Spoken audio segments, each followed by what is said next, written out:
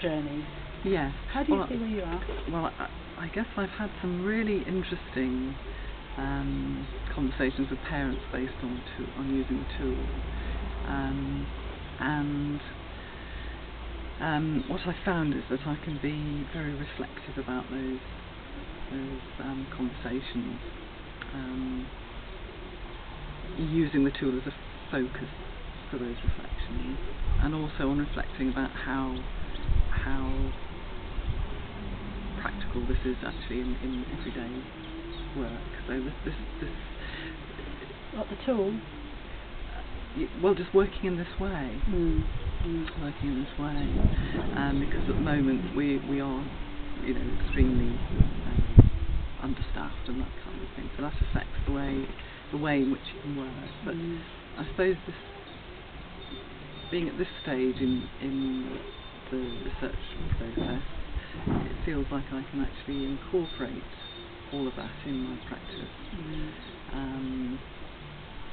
all that reflectiveness and that focus with parents around attachment, despite the difficulties of workload pressures, and also that it seems to leak out into other areas, which then kind of supports this way of working. So when I'm talking with colleagues, if they're talking about a problem in practice, what I find is that I can use what I'm doing at the moment to have a focused conversation with them about what they're doing, which is really helpful. And what's helpful about that is that what it does, it takes away your own agenda and puts, whatever the agenda is on the table, which is the way we've discovered we can work with this way of working. You mean your own professional agenda? You mean health visiting agenda, do you mean, or do you mean your stuff? That's a good question. I think with families I can put aside the health visiting agenda. Yeah. Because I can put aside the stuff anyway. And with colleagues, I think it's more about putting aside the stuff and just focusing on where they are with what they're doing, and bringing in some ways of moving forward that I've learned from using this approach to research. Yeah. So if you put aside the stuff, which is shorthand for your stuff, your point of view, and you've put aside the health visiting agenda, so what's on the table? Well, what's on the table is what that person comes with, and lovely. That's really, really helpful for them, it appears. So that's your client-centeredness that you... Yes, it's a sort of rediscovery of that, of just being in that way with people, which is a lovely rediscovery. But I think you made the point about client-centeredness, that isn't the whole picture really. It's more about, a sort of mutuality about the relationship you have based on this approach, and what that mutuality means is that there's an attunement, there's a sort of dance of interaction. There's all those things that you would find within an attachment-based tool relating to infant interaction with their parents, and the action research living theory approach kind of gives the framework, I suppose, for making that real in practice. And what we'd like to do is share that with other people. And that's really when I very first started this journey about 5 years ago. I had that in mind right at the very beginning, that at the end of this I'd have something to help visitors to be able to use, and that it might require me to develop some training materials or a way of learning with them, and that's exactly what this is doing, which is great. So that feels very satisfying and very appropriate and to the stage of the research that I originally did, and that has now ended. Yeah. So you've been quite focused then, right from the very beginning. You've really known what it was you wanted to get out of it. Yes, and it was a real focus around health visiting practice, not around attachment, which is what I have to explain to people sometimes, because they see me as a sort of expert in attachment, which I'm absolutely not. But I feel I have some skills in health visiting practice that are very transferable. So along the way of this journey, you've been pulled into various avenues, or have you found that those avenues were actually useful for expanding your? Yes, I think because of my discovery about attachment was, I mean, at the beginning of the journey, I had a lot to learn about it. So that pulled me in certain directions, really, knowledge acquisition,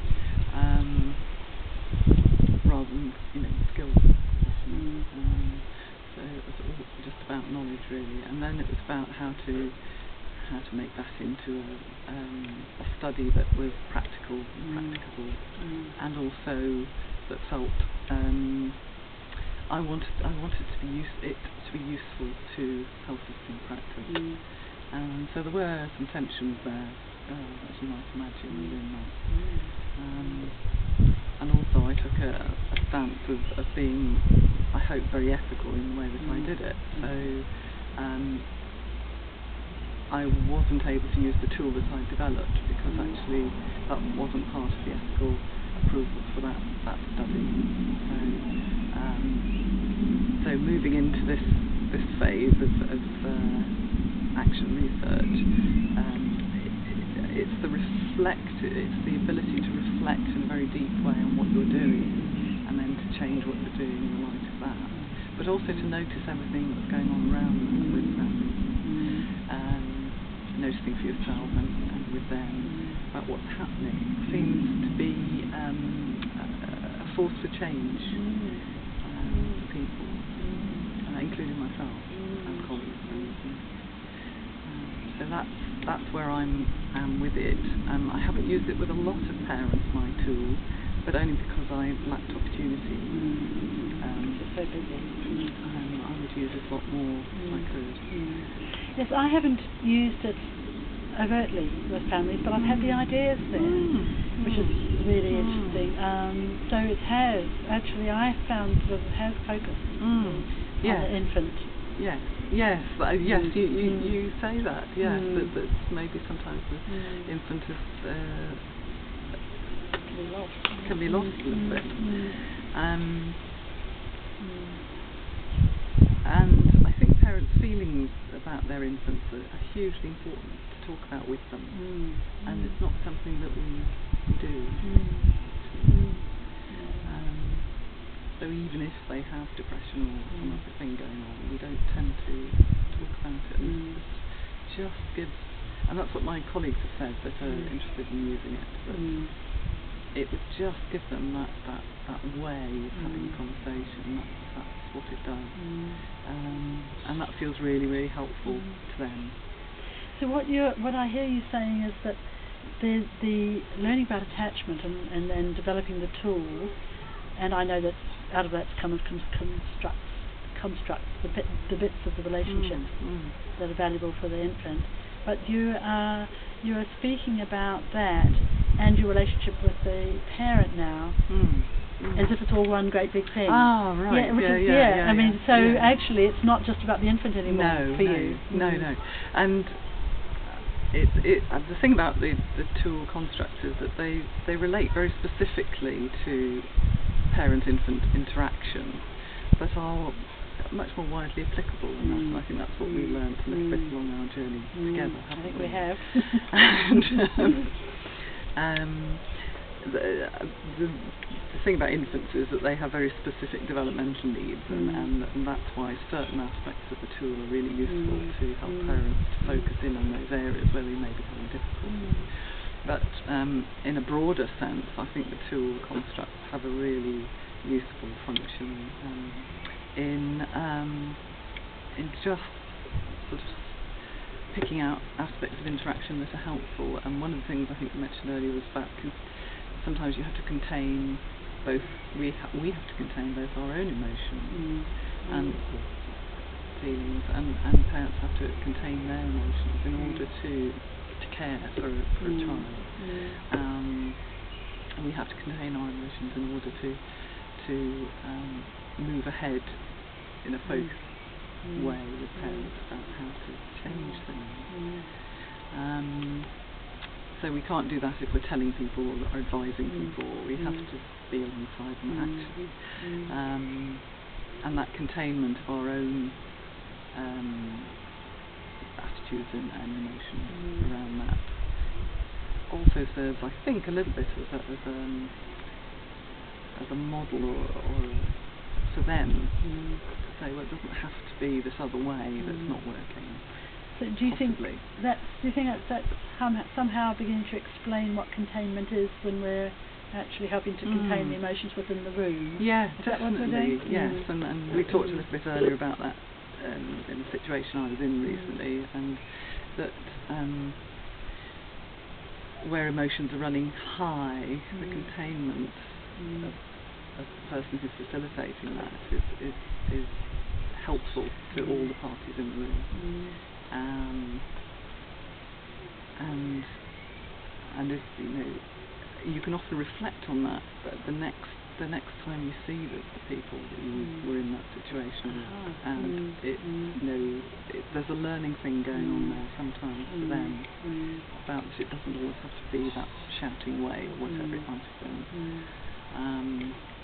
So this sounds like an easy conversation. Yes. It sounds like it's less kind of separate. It's much more easy and ongoing and building on. And it's more integrated, isn't it? It's much more integrated. The two things that are going on are much more integrated than this sort of professional parent thing. And within that, as you know, advice is rarely helpful, and there might be a few snippets that you might want to drop in, but, and I would say that in relation to some of the aspects of the tool, that what it helps to do is to identify little bits of things that you can do around interactions with infants to support you mean parents the to do it. Construction? Yes, the construct.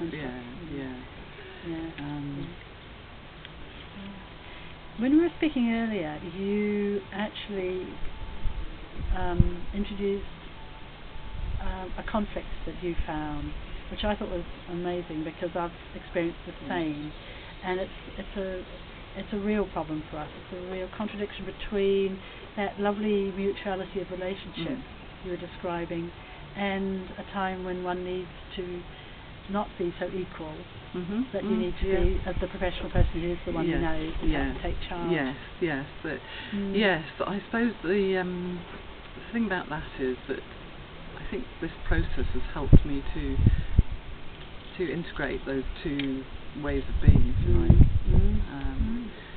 which previously, and I think with less experience,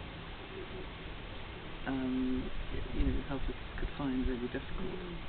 Did you know it existed before? Had you previously been aware of it? I guess I had really, particularly when I was, discovering client-centeredness. But it had never been a dilemma for me. It's always been clear, and I guess that's something around experience, possibly.